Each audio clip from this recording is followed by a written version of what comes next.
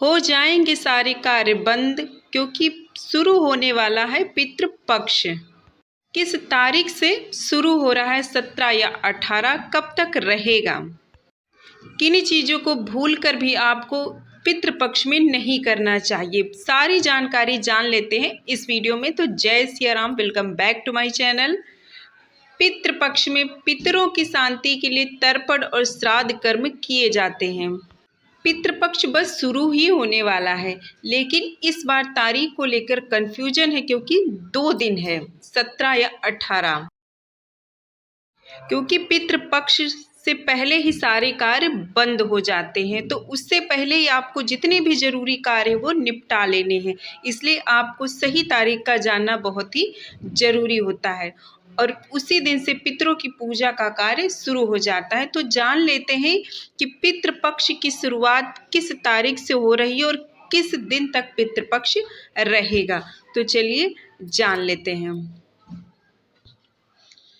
पितृपक्ष में पितरों की आत्मा की शांति के लिए तर्पण आदि के कार्य किए जाते हैं।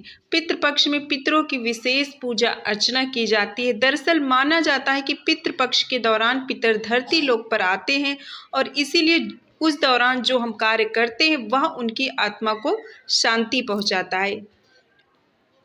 इस बार पितृपक्ष आरंभ कब से हो रहा है? पहला श्राद्ध किस दिन से होगा, 17 या 18? पितृपक्ष का जो पूरा समय है वो पितरों के लिए ही पूरी तरीके से समर्पित होता है। जो भी इस समय कार्य होता है वह सब ही पितरों के लिए जाता है। इस समय मान्यता होती है कि जो भी कार्य हम पूजा पाठ करते हैं वो भी हमारे पितरों को ही मिलता है। तो हिंदू पंचांग के अनुसार तो पितृपक्ष का आरंभ 17 सितंबर से होने जा रहा है, लेकिन इस दिन पहला श्राद्ध है वो नहीं किया जाएगा क्योंकि इस दिन भाद्रपद की पूर्णिमा का श्राद्ध है और पितृपक्ष की शुरुआत जो है वो प्रतिपदा से होती है।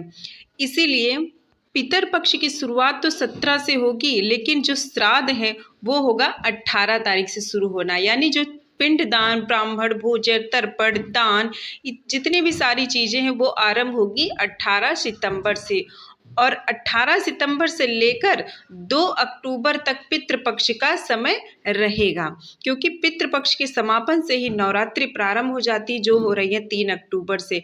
तो 17 सितंबर से लेकर 2 अक्टूबर तक पितृपक्ष का समय रहेगा और इससे पहले ही आपको जितने ज़रूरी सारे काम निपटा लेने हैं, यानी किसी भी तरीके की खरीदारी या कुछ ज़रूरी काम है क्योंकि पितृपक्ष में कोई भी शुभ कार्य या कोई भी इस तरीके की शुभ खरीदारी नहीं की जाती। इसीलिए आपको इस तरीके का काम पहले ही निपटा लेने हैं।